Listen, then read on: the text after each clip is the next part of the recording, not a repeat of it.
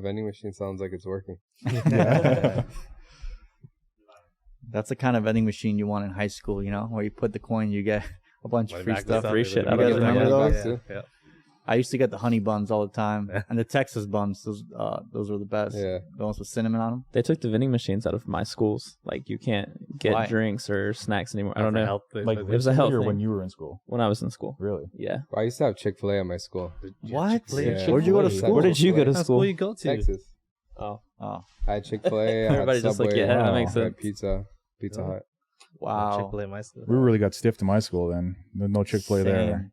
We had cafeteria food and then or a salad.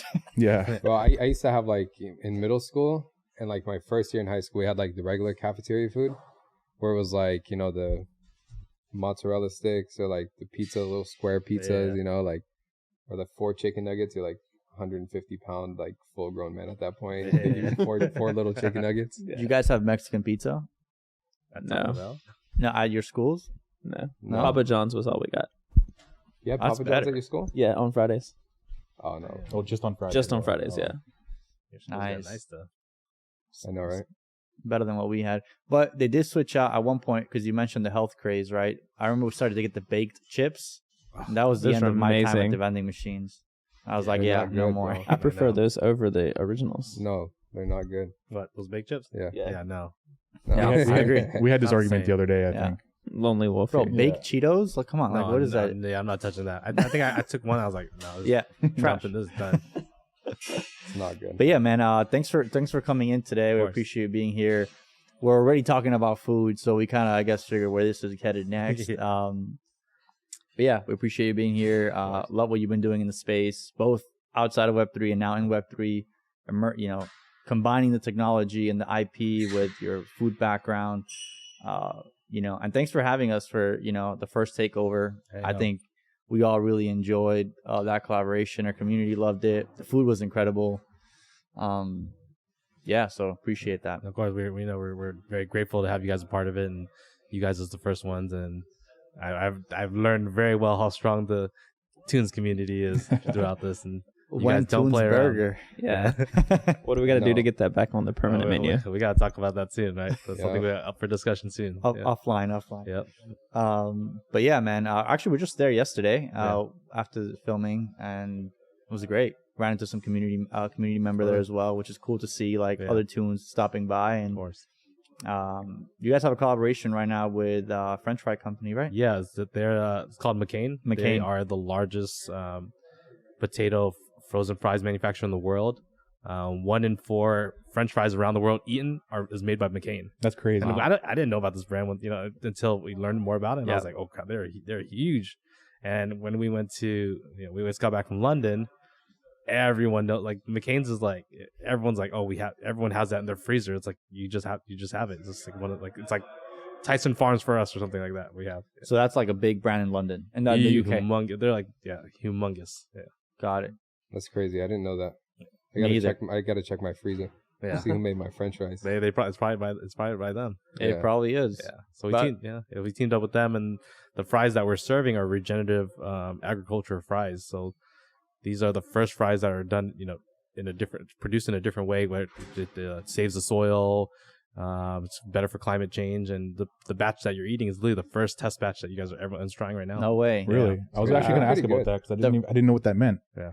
Like on like the McCain, like the region thing, I had no idea what it was until just so now. that's what it's, that we're like the start off on the education platform with them on it. Really? Yeah, they wanted to That's push amazing. it through. They're pushing it through Web3, and it's pretty cool that a company like that decides to work with us on pushing that.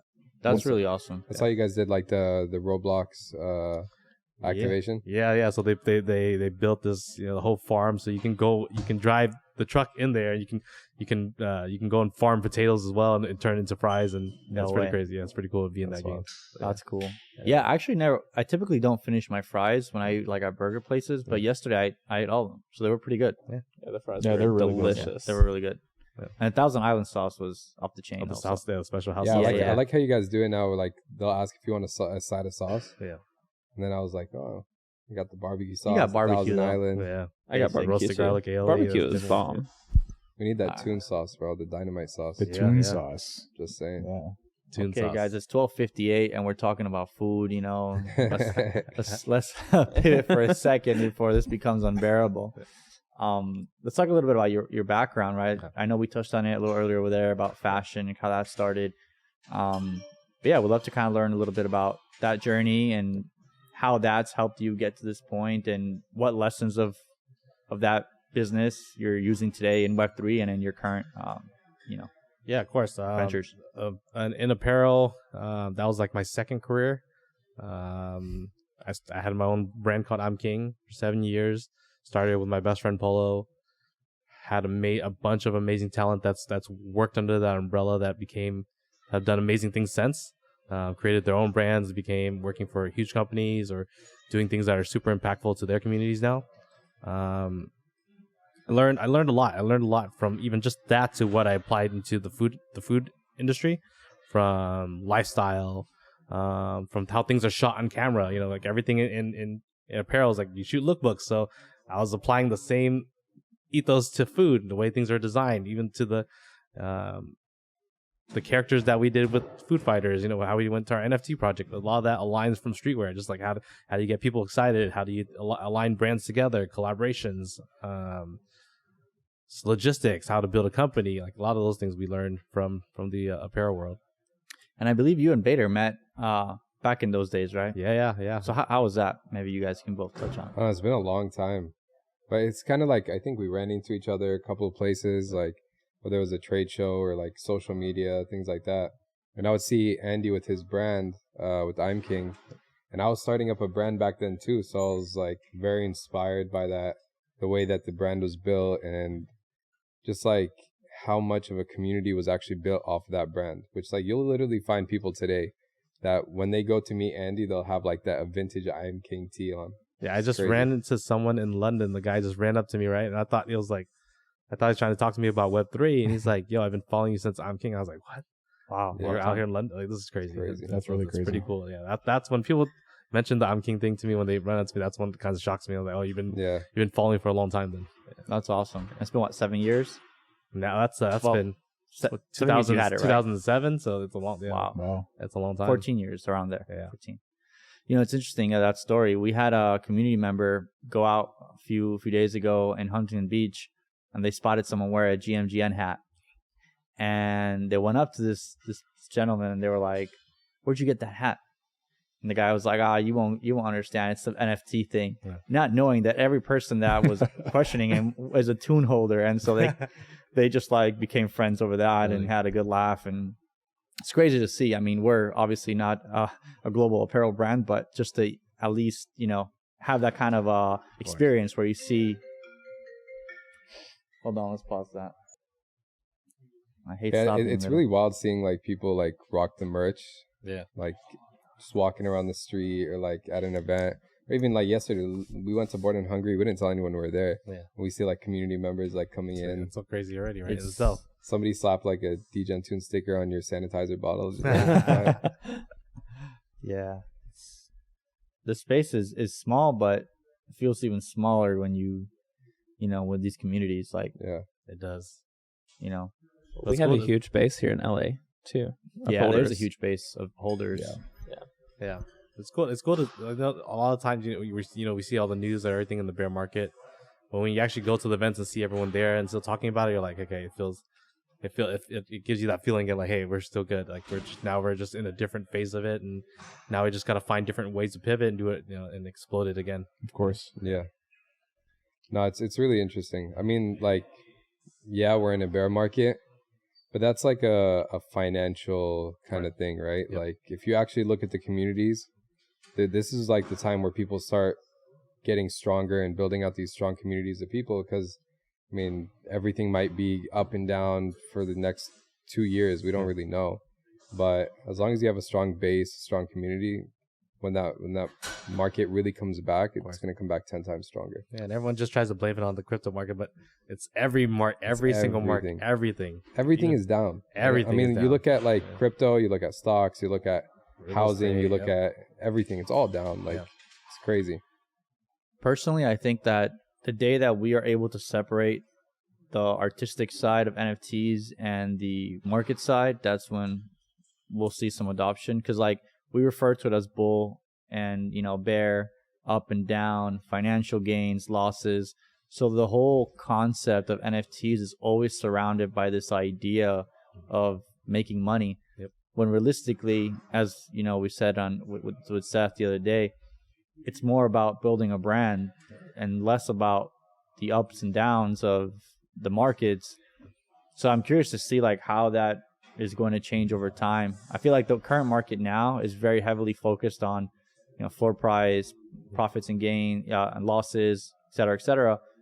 But I feel like the majority of the world, that's not really that fun for them. They want to experience the stuff that you're creating, right, with Bored and Hungry, and they want to be a part of immersive experiences and communities and fun events and have different utility that's not around how much money can I make, but how can I enjoy being a part of this in a more, creative and fun way. I just don't know when that's going to get here, or what we can do to get there, right? Like, what's the move? I think it's just going to take time, and it's going to take a lot from the founders that are creating these projects too to also shift that themselves, because I think a lot of them are unfortunately just chasing like the monetary value of things. Yep. So they're entering the market that way. But I think that with time and as the Web3 and NFT market matures, when we start seeing these different like projects, like the founders and businesses that come out of that actually give like real life tangible utility with it, people are going to kind of follow suit with that. But I just don't think there's enough of that right now, because everyone's kind of copying the same roadmaps as every other project, prior to them. Yep. Yeah, the narrative definitely needs to change. But speaking of that, how'd you, obviously you have background in food, how'd you get into NFTs, and what possessed you to do this Bored and Hungry concept? I mean, like, how'd you come up with this? Yeah, I think sometime late last year, probably almost a year ago, I was always in the space of like, okay, the food industry is getting rocked, right? It's just getting rocked by like everything, all food prices increasing and service, like staff, no one wants to work. Like you saw now hiring signs like everywhere you went, like last year. It was just like crazy. I was like, man, this is not getting any better. I need to figure something out. And I always wanted to build out better experiences, like for people. I wanted to build out crazier. I had a lot of crazier ideas I always wanted to get off. Like I need to make this happen, but I don't want to keep using my own resources, my personal resources, to make it happen. I was like, I need to go raise money. If someone gave me a ton of money, I'm gonna go make magic happen. Like I'll make magic happen. I need to figure this out. And me and my buddy Philip here, we were meeting with our friend that was raising in tech until he started guiding us to like tech. Like he's like a tech investor would invest in 10 companies, and nine out of 10 of them will fail. And the guy's like, okay, whatever. Like, he's fine. Like, I was like, you can't do that. There's no way you can do that in the restaurant. There's no way. I've never seen that before. So I was like, hey, how do I marry these two things together? I don't like raising money. Doing a tech app is not my thing. I don't want to compete against Yelp. It's like, that's not one of my dreams. And then we were talking about to our buddy Kevin, and Kevin's like, something clicked in his head when he went to this event. He's like, wait, I think you can do what you want to do with NFTs. I'm like, what are you talking about? And throughout that whole year, all my friends that were in the Web3 industry already were like, hey, you need to jump in. Like, this world's for you. Like, it makes sense. Like, I don't know why you're not in it. I'm like, I don't know what you're talking about. And then I went down this rabbit hole, and me and Kevin and Philip just kept talking every night and started meeting up all our friends in the industry, asking questions. Like Bader, sitting down with Bader and everyone else. Like, okay, I get it now. Like, I was like, I'm already doing this, like building community, branding, design. Like, I was already doing this for most of my life. Like, now it's just on the digital side. Yep. So once that light bulb came off, I was like, oh, I got it. And then we came up with this project, called Food Fighters. But I didn't want to just walk in and just launch a NFT brand, because everyone would be like, hey, why is this guy already doing shit coming in our industry and trying to launch something? I was like, okay, well, I have an idea. And the reason why the idea came about is I met my buddy Fran, and he was showing me like some things. He had the Bored Ape, and he's a collector, and so I was watching what he was doing.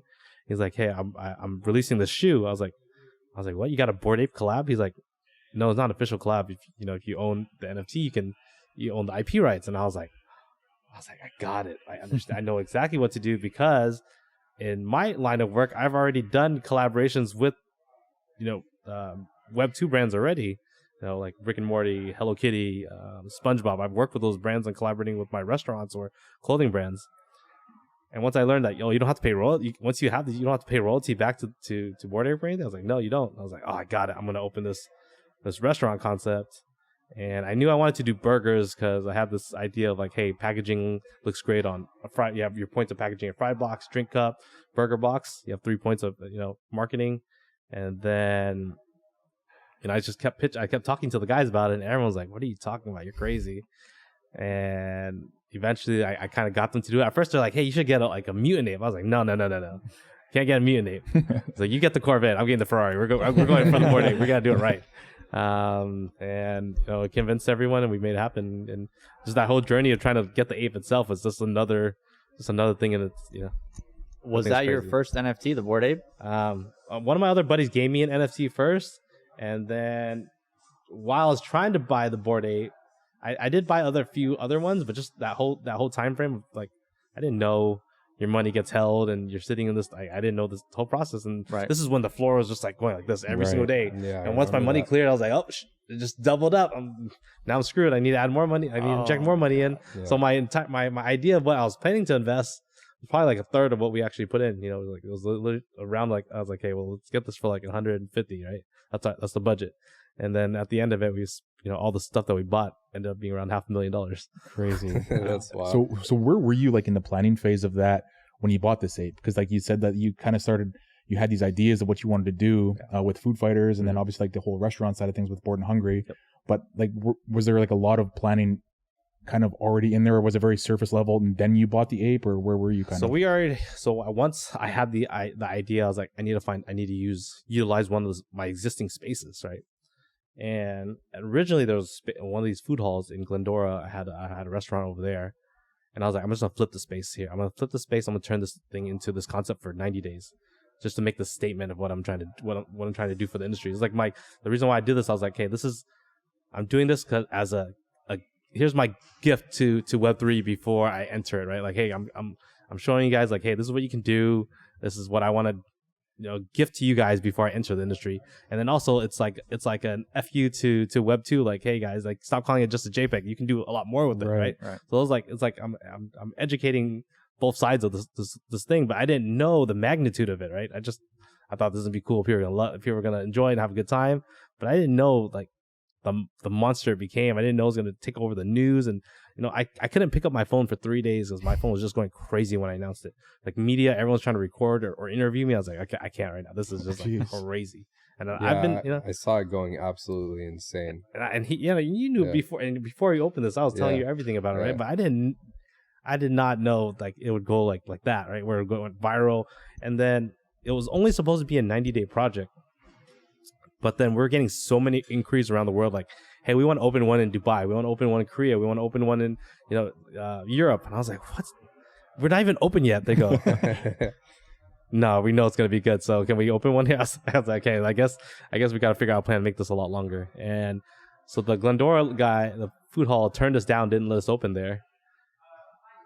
And I was working on another project in Long Beach for the space over there already. So I ended up scrapping that. I pretty much went to them and go, stop what we're doing. We're gonna instead of what we're working on then, we're gonna turn it into Bored and Hungry. And they're like, wait, what? I was like, yeah, we're gonna turn it into this NFT thing concept. They're like, okay.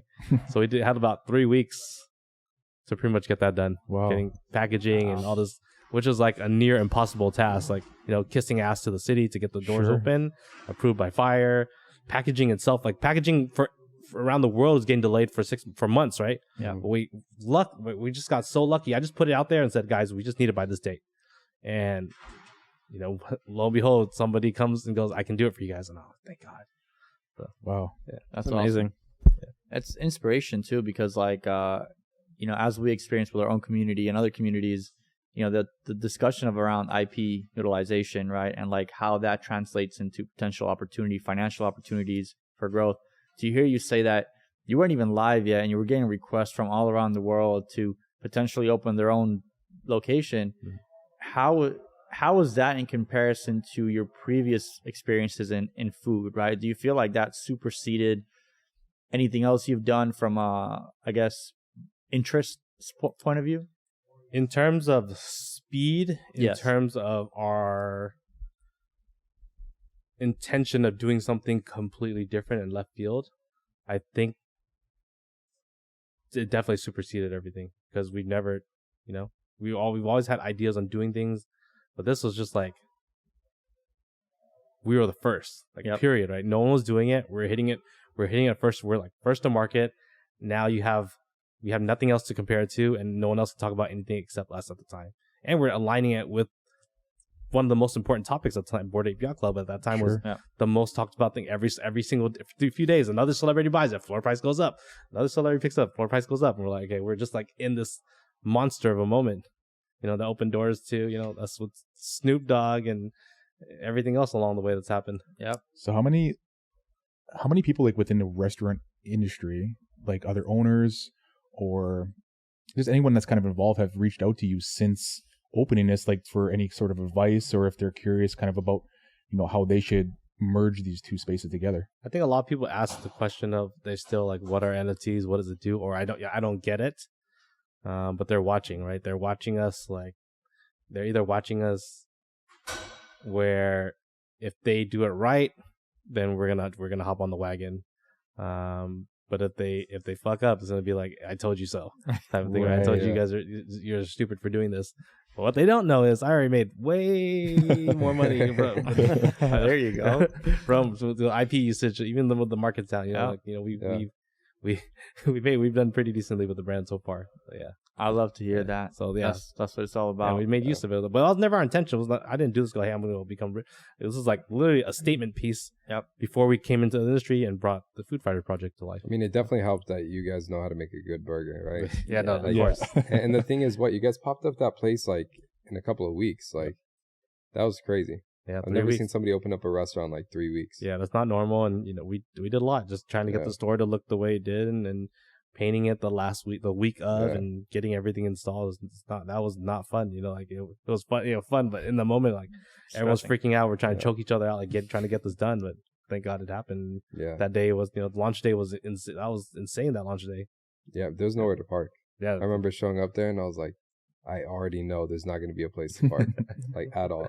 It wasn't when I first got there that morning. I think 2 hours before we opened, it was a line, but I was like, I guess it's not that. It's whatever. Yeah. I was like, I guess we did okay. Nah. And then I turned back like 20 minutes later, and I was like, holy crap! It just went boom around the block, down the street, nowhere to park. People like park down the street and take Ubers to get there. Like, quick question. I know you guys don't have a way to, I guess, measure this, but did you feel like a lot of the people who attended were web NFT holders, or did you feel like there was a good balance of like people that were curious about what this could be, but also supporters from the communities? I think there's a majority, definitely Web3 fans, supporters of Web3, wanted to see the Web3 industry win. That's why they showed up. But you also had a lot. I also had a lot of industry friends show up here, like that day, like coming through, like, hey, I need to be here. I need to be a part of it. I don't know what it is, but I'm gonna be here. So there are a lot of that there the entire day. And since even now, there's a lot of people that just come for the burger, and sometimes they'll have questions about Web3, and it's cool to see. Yeah. Education and food. I never thought I would see those two combined, but I feel like you guys have nailed it. Yeah, it's a world that we're familiar with, right? We kind of knew, we understood the bones of it, and we just applied what we had, and it just happened to work out. It's all timing, and no one was doing it. And I don't think no one else would have been able to execute what we did at the time. Love that. What made you go from like fashion to food? When I had the I'm King brand, just like every streetwear brand in that time period, if you didn't have a blog, right, you weren't really a streetwear brand, right? So you had to learn how to become a writer, a photographer, all these things, right? And I was like, okay, well, I don't write, I don't take pictures that great, so along this whole journey, I'm like writing every day, trying to get better at writing, trying to understand storytelling a lot better, and then a topic that a lot of people that enjoyed on my blog was where I ate for lunch every day. Like they reply back, email me back, hey, thanks for that list that you put on your top 5 restaurants here, or when you traveled, this restaurant that I ate at that was amazing. That's the best place I ever ate. Thanks for putting that on thing. I was like, okay, I guess I got a knack for discovering food. And as I traveled, I started noticing a lot of different cuisines and ice cream. Ice cream just happened to be one that stuck out because I'd see all these crazy flavors that I've never seen before. I was like, the hell, I didn't know you could turn these flavors into ice cream. But they're so artisanal and chef driven, and I'm like, okay, well, that's a little too much for me. I want something that's more approachable, something that fits into more of my wheelhouse. And I started drawing down these ideas, and eventually I opened an ice cream store with my friends for fun. It just became its own phenomenon in itself, and just led me down this rabbit hole of being in the food industry. Crazy. Was that Afters? Afters ice cream, yeah. Wow. What's the craziest flavor of ice cream you've ever had, and then the craziest one that you've done, right? And by crazy, I mean like, I guess, out of the box thinking, right? So I went to the store in LA one time. They had this lobster ice cream, and I Lobster? and I sampled it, and I was like, nah, this is like this is the most ridiculous ice cream. I was like, no, that's definitely never like. Those are the things when I was studying, like trying different places, and I saw that, I was like, okay, this is something that's never going onto our menu. Like, we're never doing anything like this. It doesn't make sense. It's not even approachable. It's like, it doesn't even taste good. Like, you just did this as a shock factor, and I'm the only idiot that's willing to try it. Because I think the craziest flavor that we created, I don't know about. We've done stuff with blue cheese. We've done a lot of different ones, but I think the one that really set us off and took us to a different level is our original blue Cookie Monster ice cream, which is it's a vanilla ice cream with Oreo cookies, chocolate chip cookies, and a fudge swirl. And we made it blue. We made it blue just by making it blue at the time. Now, if you go to any independent ice cream place, they have a blue ice cream, and you know where that came from. That came from us. Yeah. Wow. Would you attribute that a lot to? I mean, this was around the time where Instagram was like obviously at its peak, and content is king, and food content, and so there's a few concepts around the LA that are driven specifically by the content you can create at these locations. Would you say like that was one of the key factors for that growth? Of course, because I came from apparel, right? So everything had to look good on camera. So the blue was for a reason. It's called Cookie Monster. I was like, well, Cookie Monster can't be this. It has to be blue. Yeah. And my partner's like, no one's gonna buy it if it's blue. I was like, trust me, that you better make it blue. And the first week he wouldn't make it blue. I was like, yo, you need stop serving that white one. We need to serve the blue one. Serve the blue one.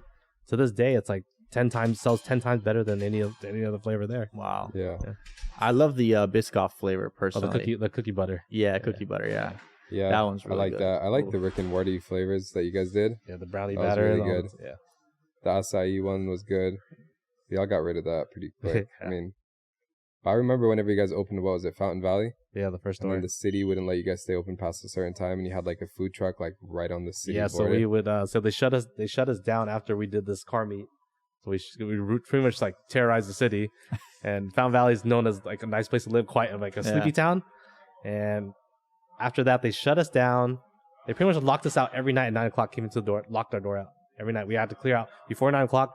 But we found this industrial spot down the street. So we pretty much went and got a food truck, and we drove it down to the street every single night. I don't think we were allowed to park. You're probably not even allowed to park. There's probably a red zone.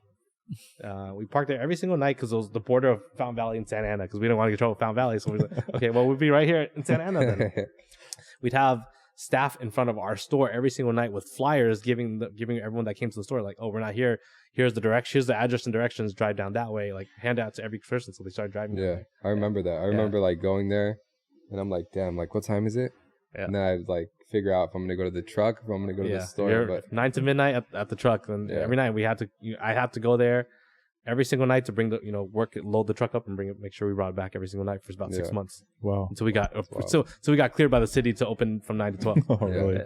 How'd you guys come up with the name? Because my assumption when I first heard about it was that it was because you were open late, but maybe it was a term that was found. It's a European.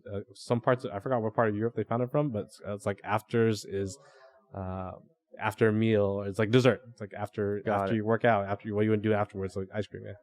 Cool. I love that. That's sick. So what's the future of Bored and Hungry look like? I mean, you had all these inquiries. People all over the world want to have their own.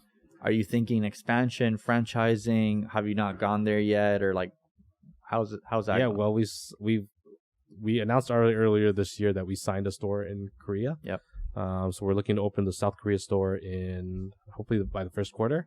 But we have 2 more other territories that we're getting ready to sign the dot on in different places around the world on it. That's incredible. It's pretty cool. Yeah. It's a fun thing that something that we never expected, and a 1-store 90-day idea became its own thing, and now we're just running with it. Wow. Yeah. You're doing the Hello Kitty Cafe also? Yeah, in Las Vegas. So the Las Vegas Hello Kitty, we have 2 locations over there, and our team helped produce that and put that together. I saw the line was crazy there too. Yeah, the Hello Kitty fans are no joke, and it's that customer base is a monster, and it does very well for us. Yeah. That's wild. We were talking about that also with Seth, where he was talking about Hello Kitty. Yeah. He's like, it's crazy. Like, the fan base is just absolutely insane. Those ladies will like fly out, they'll drive out and they'll camp out in front of our store for days for that opening. Wow. Yeah. What kind of food do you guys serve there? I've never. We serve cookies, cupcakes, donuts, ice cream, tons of merch. Teas, coffee, boba drinks, like a lot of different things. I guess we gotta go. We're in Vegas tomorrow. Yes, Yeah. Pull up the one of the fashion show mall or the one in front of the Park MGM Hotel. Yeah, we'll be there, so let's stop by. Definitely have to check it out. Please do. Some good donuts. I'm down for that. Yeah. Even right now, I could use one. Joel's just hungry. He didn't eat breakfast today. No, I had breakfast, man, but I usually have like lunch like around 1 or 2, so it's getting there. But yeah, Food Fighters. How would you? Obviously you guys have some really great partnerships with restaurants all over the nation. What's the future of that expansion look like? Yeah. And are you thinking, I know the current restaurants are more, they're not chains, right? But they're rather, privately owned, and, they seem to have like really cool concepts. So what's the direction look like for the expansion of that? For us, we definitely have some secret plans that we're announcing soon on the Food Fighter side. That I'm not allowed to talk about yet. We love legally, secret plans. But on the Food Fighter side in general, our initial goal was always to help, people that wanted to start a restaurant or people that were hurting from the COVID-19, the restaurant basis. So we try to, provide different ways for them to bring more traffic to their stores.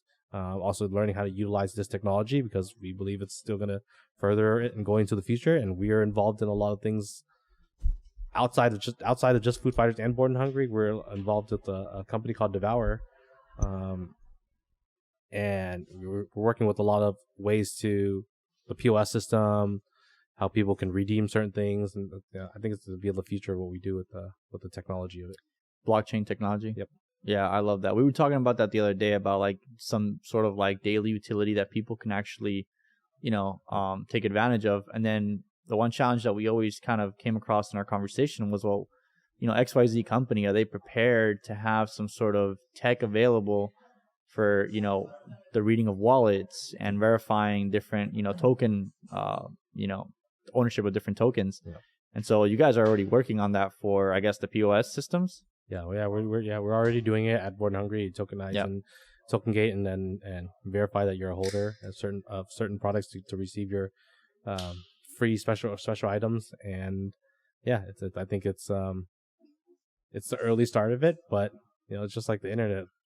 Of course, 15-20 years, same thing. Everyone was like very reluctant on it, and over time, you see people use just like even a cell phone. Everyone was using wired phones back then, and it took time for everyone to adapt along the way, and I think this is another form of it. Yeah, it definitely is. I wanted to ask you, like, whenever you started or Food Fighter specifically, right? Your concept was to be able to build out this project that's gonna like help support like a restaurant, for example, like Bored and Hungry. Yeah, it was supposed to, it's supposed to help, develop new concepts and new ideas that we wanted to work on, and we wanted to be able to help people that are open to the future, right? Open to being in this Web3 space and food at the same time, and seeing what we're doing and how elevate, try to like, there's so many things you can do with the community, special privileges, special menu items, a lot of different perks that you can do that you can't, you're not doing in a regular restaurant. And I think a lot of people are you're seeing a lot of people getting ready to open bars, open different concepts, and they talk to me about it all the time. They're pitching like, hey, we're gonna open this concept, and you have to be a holder. And I was like, yeah, it's definitely gonna happen. It's gonna be like that because it's the best way of verifying it, and it's a great way of, hey, if someone else might be worth so much more to someone else, they'll pay so much more for it, and and you're holding something that's valuable. I think we saw like what in London, somebody opened like a Bored Ape bar where you got to pay like $100K or something like that to get in. Oh, yeah. 100K. I saw that somewhere. Yeah, it has like a membership fee. And you got to have an ape. Okay. Yeah. We thought Soho was expensive. Right. What do you think of this whole like 0% royalty situation that people are putting out these days? I think I saw that topic the last few days, and I saw OpenSea had to stop saying that, or they pretty much ended they it. Finally but that's the part that intrigued a lot of creators and artists in the beginning, right? It was like, hey, if someone, like say an artist like Cause, for example, if he sold his piece like 10 years ago that he had, and now people are flipping it for 10, 20 times more, and he gets nothing from it. That was the beauty of it. You're like, hey, now this guy he's able to live off something that he created, and now it just happens to be worth more to someone else that he could still, mix a little bit. He's not making all of it, he's still getting something. Like it's still minuscule. Yeah. I mean, again, like we're at this stage, right, where you're building out a business and you're building out a brand, something that's supposed to last for the next 20, 30 years. Increase in value and continue to deliver to the holders of that project. Like if you kind of cut out this royalty, at least for the time being, while we still try to figure out these external revenue streams, then there's really no way to continue building. I mean, it's really expensive. And I think people don't understand. Most people, you're not a business owner, or you don't understand it, right? And I guess since a lot of us on the creator side, we're on this side, we see it. We're like, if you're running a business, it still needs to function somehow, and if you're not getting anything from it, how do your favorite brands are going to disappear? Do you want to see that happen? It's crazy. Yeah, I think that's a really interesting topic, the whole royalties thing. But I think I'm glad that OpenSea kind of took a step back now, it seems, and they're reevaluating, and hopefully they will just leave things as is. Yeah. It seems like that's the direction they're headed in. It seems like, it seemed like so many founders kind of got together as like one unity to like reach out to OpenSea directly, and that's kind of what is almost like mediated that whole situation for the time being. But it's hard to say kind of down the line what happens. Yeah, it'll be interesting to watch and see, and if you're gonna see if that happens, you see a lot less people creating these projects and pushing Web3 forward, and you need artists to push it forward. We see people who are like they're in it, and like for example, like with us, we're very dedicated on building a brand, right? Something that's gonna last for 10, 20 years. But if there's no way to sustain and actually be able to build, like events aren't cheap, developing new tech isn't cheap, just building a community isn't cheap. And if there's no way to like sustain that, it's kind of, we got to figure out something else, but that shouldn't be, I mean, I see some marketplaces saying, hey, we'll help you out, figure out, how to stop this people bypassing royalties. But it really is more of like, trying to build a monopoly around their own marketplace by giving you a contract that lets you block every other marketplace from trading your NFT, which like for me is kind of weird. Like that shouldn't be happening we shouldn't block marketplaces at that contract level. It defeats Web3. Of course. But yeah, bro. What's like, I know we were talking the other day on Spaces and you talked about, what was it? Your like favorite Korean barbecue spot? Yeah. What was it? Bakjang? Bakjang. Yeah. I love the Bakjang. I went the other day. Yeah. I think he saw my story. I went twice, bro. I went 2 days in a row. Right. Me and my girl. Philip went 2 days. He went 2 days in a row too. That's how you got to do it. The thing is, like, you go once, you got to go twice. That's far though. It's in Orange County, no? No, they have one Torrance. There's a lot. Torrance too. Yeah. They got a lot. That guy's they're killing it. Yeah. They got a bunch of locations. Bro, if you go like right when they open at like 11, you'll wait like 10 minutes. But if you go to like 1 o'clock, 2 o'clock, the one in Irvine especially. Oh yeah, the Irvine one's nasty. Crazy. Like crazy wait. That's like an hour and a half, 2 hours. I got the plug though. I got you guys. Yeah, bro, I went the other day. I was like, I might have to call Andy, and I walked in and they're like 10 minutes. I'm like, all right, I'll wait the 10 minutes this time. Yeah. Speaking of that space that you're talking about, it may have been you or your partner Kevin had mentioned the odd combination of Oreos and mustard. Kevin. That was definitely Kevin. I'm not doing Oreos and mustard. I still won't do it. What is the mindset of like bringing things together? We see like the sweet and salty. Is there certain combinations that you go to like create or invent?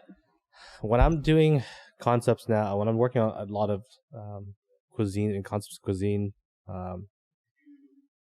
I'm looking for different texture points, like crunchy, soft, something burst, melt in your mouth. Like there's different like points that I'm looking for. Acidity. So I'm getting a lot. Obviously, my taste and everything's refining, so I'm getting a lot better along the way. I'm understanding what the consumer is looking for a lot better now. But I think almost everything I do has always been like mash up, like like after ice cream, a donut and ice cream. Yeah. For Dough and Arrow, we do cookies, and we're trying to do a bunch of different cookies from. We're trying to implement a lot of different countries and flavors into our cookies. What else have we done? I went viral for making this item called the sushi donut one time, before, I remember that. And that thing just blew up on BuzzFeed and just went nuts, just like mash. Everything is like mashing up, just things that I think I'll take. Hey, well, this will make sense. This will look good like this. But it always has to taste good at the end of the day. If it doesn't taste good, we're not doing it. Yeah. Oreo mustard, definitely never going on the menu. No. Yeah, he mentioned that, and I was like, yeah, that's brave. Kevin's getting punched in the face. Where do you have those cookies you're talking about? Because I'm a big cookie fan. I have a place called Dough and Arrow in Costa Mesa. Yeah, bro, it's really good. Yeah. Costa Mesa, so far. So we got like this creme brulee cookie, like creme brulee in the middle. Creme brulee one's break it really apart. good. Really? Wow. Yeah. Have you been to Donut Friend? Yeah, of course. Definitely been Donut Friend in Highland Park, of course. Yeah. They have some cool stuff. Yeah. Have you been to M&M Donuts, bro? In Anaheim? Yeah, blueberry. I've done so much. I've done donuts. So donuts. Yeah, I know. Food in general, I've done. I think I did like this estimation of how many restaurants I've tried over the years. I don't. Yeah. I rarely eat. I used to not eat at the same place twice because I'd rather go try a new place and like a new bad. Even though it's a bad place, I don't care. Like I'd rather learn about different places and experiences than eat at the same place again because I'm always trying to study. And I was like going down through my check-ins. I was like, dude, I'm like well over like 10,000 in the last like 15 plus years of different places I've eaten around the world. Wow, crazy, that's insane. I just want to ask something. What you just said before we were talking about this, and you mentioned the word viral, and just like the importance of that from like a marketing and media standpoint for like brands that are kind of in any space, really, right? Because it's really like a form of free advertising. Like, what's been your approach with that? Like, are food critics coming in and like tasting this stuff, and are they posting for you, or are you sharing this all over social media platforms?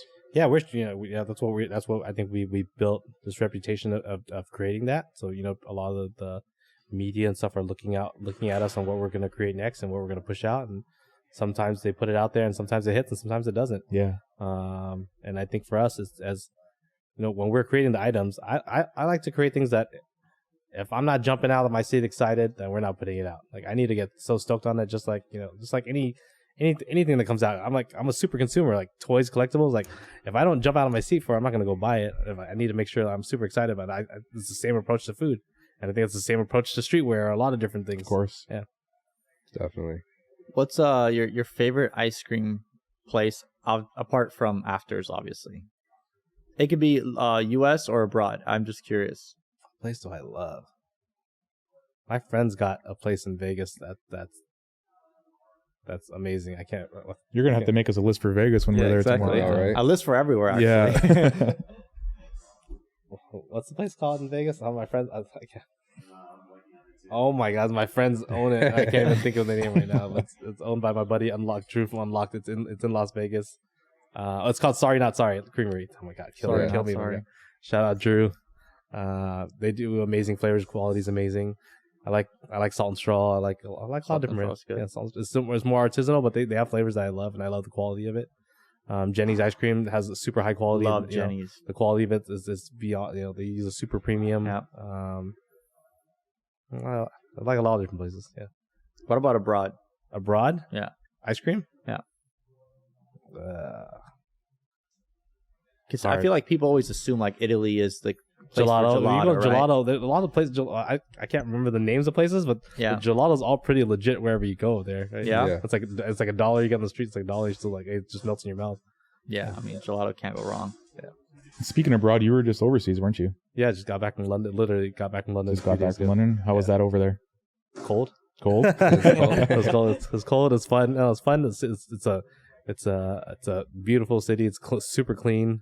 But there's a lot of one ways and constructions going on. Traffic's pretty gnarly. It's a cool place. Sounds like LA minus the clean part. Yeah, definitely. Yeah. No, London's sick. I mean, I went to London a few times. Yeah. But it's usually in the winter when I go, so it's always cold, snowing sometimes. Yep. Like, yeah. But it's nice. Like, it's a different feel, different environment. Always gloomy, but you get those odd sunny days every once in a while. But it's cool. The food is great. I mean, it's just a different feeling than, you know, LA, where we're so used to like the way everything is here. You go there and it's just like the culture is just so different. It is, and I definitely felt safe over there. I was like, I'm chilling, I'm good. Yeah. You had like a thing with McCain going out there. Like, was it a food truck that was? Yeah, so we did a whole activation with McCain there at NFT London. We had our truck there. On the outside, we had the truck serving fries with special sauces. That was just purely given away. Like, we didn't sell anything there. And if you went inside NFT London upstairs, you could play the Roblox game. And you could get free merch as well. We had to give out free merch inside there too. Oh, no way! And they're educating everyone who came by about regenerative agriculture and had the fries. Bro, I remember you guys did this thing a while back. Also like with fries, where it's like there's this massive like tray of fries with like so many different like sauces or whatever. Yeah. A project called Groundhouse back then. Groundhouse Burger. And then also you guys did Portside. Yeah, with, like that crazy like lobster thing that you guys the whole platter. Yeah, the San Pedro platter. Yeah. Those all went crazy viral. Yeah. The fry one went crazy because you just spin. We had like I think 20 different sauces, and then you had like 7 different fries that you could try. Yeah. And you spin the tray, and the tray spins like a roulette. That's amazing. Now I'm just hungry. I know, people were stealing that tray from, like, we had to start taking. Really? We had to start holding on people's licenses when they bought that thing. No like, way. Give us your license back, or we're keeping it. So, don't steal the tray. People are jacking it. Yeah. No, I mean, I think you kind of have this like recipe of like creating viral moments, right? I don't know if you notice it, but I can definitely see, like, from my perspective, like, I know for sure it's not hit after hit, but like when you guys create something, you really put in that like extra effort to make sure that's something that is easy to market, easy to push, people love, tastes good, it looks good. You know, it can be on Instagram, but people can also share it on like Reddit, right? Like, I saw, bro, that you guys like will fly out for like not even a full day. Yeah, like fly, like go to Vegas in the morning, come back at night. I only started doing that since I had kids. Yeah. Before I could go as long as I want, but now it's tough. I gotta get home. That's good. It's just tough. No, it is for sure tough. Like you can't go on like 4 or 5 day trips. No. Like I did a 1 day trip to Miami. That was not good. That's rough. And then I came back and I was freaking hungover on the way back because of the boxing match. I was like, and I'm like next to this old lady. I'm like by the window yakking in the bag. She's like, no way. I'm just gonna go sleep. Bro, I went to South America a couple of months ago. And the flight there is like 16, 17 hours. Shit's crazy. It's 17 hours, bro. And we went there. We're supposed to go there for like 6 days, right? Really?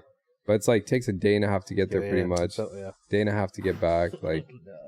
And then, It keeps cutting. It's all good. We saw that one.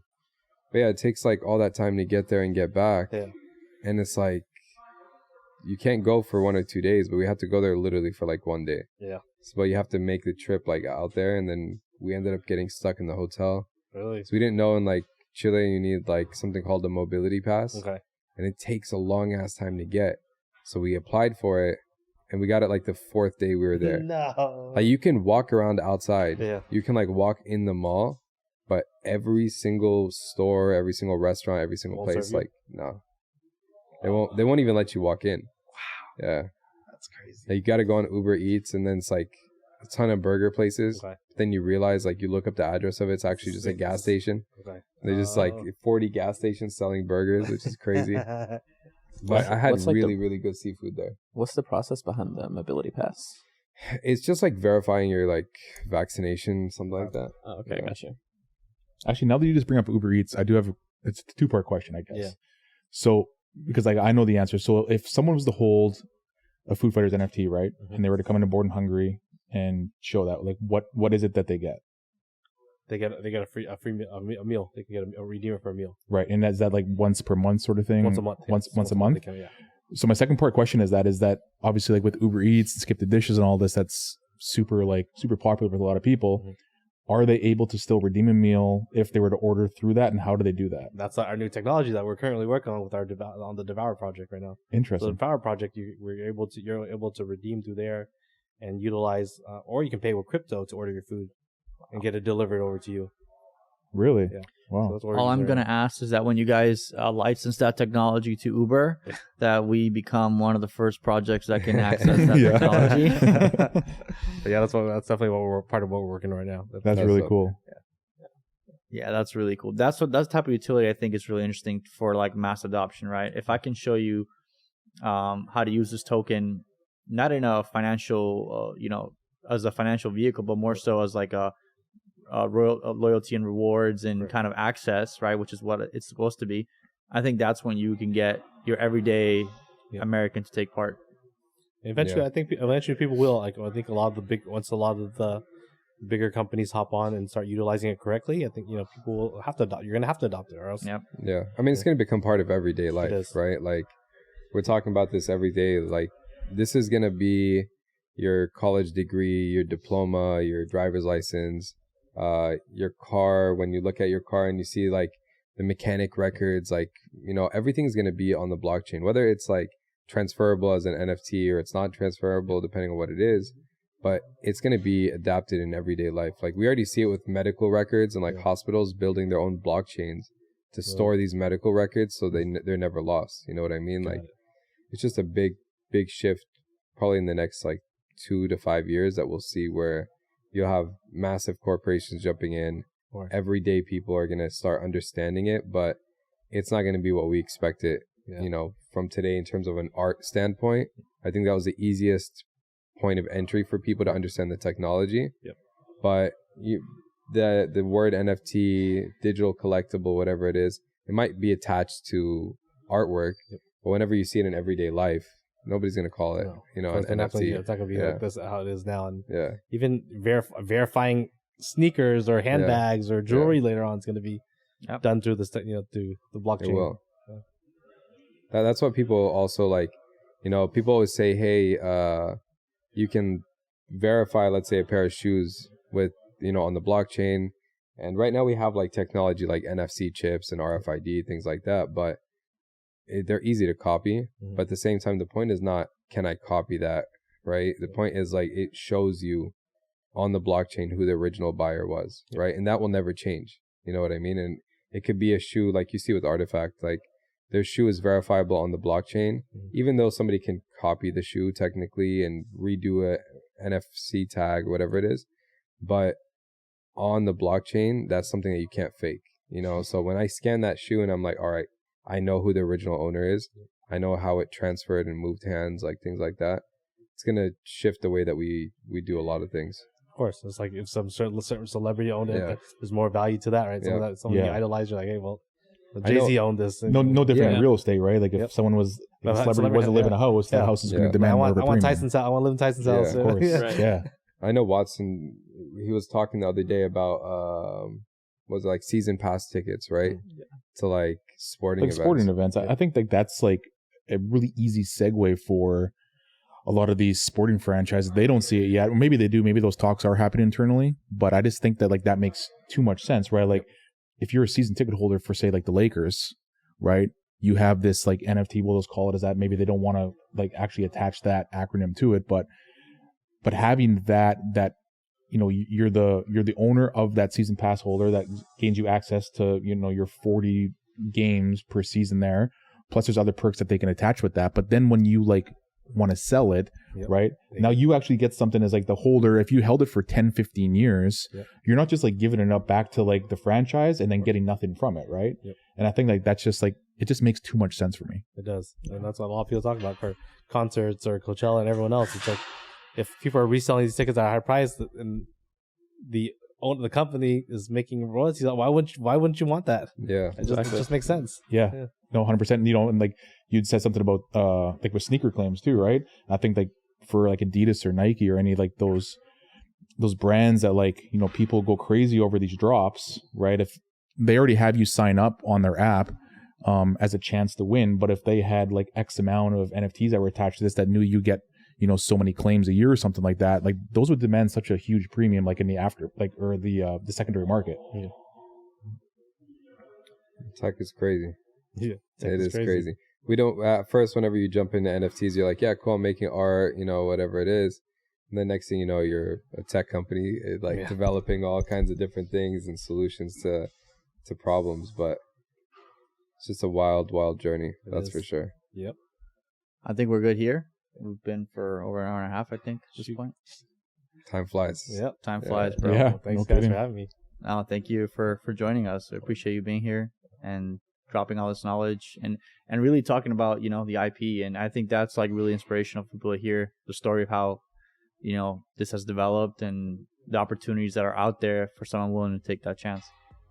It's definitely changed my life. So I'm living proof of that right now. No doubt. I love it, man. Well, thank you for your time today. Well, thank you. Thanks, and, Andy. I look forward to seeing everything that you have kind of rolling out in the future. Appreciate it. Thank you. Appreciate it, man. That was a lot of fun. Thanks, man.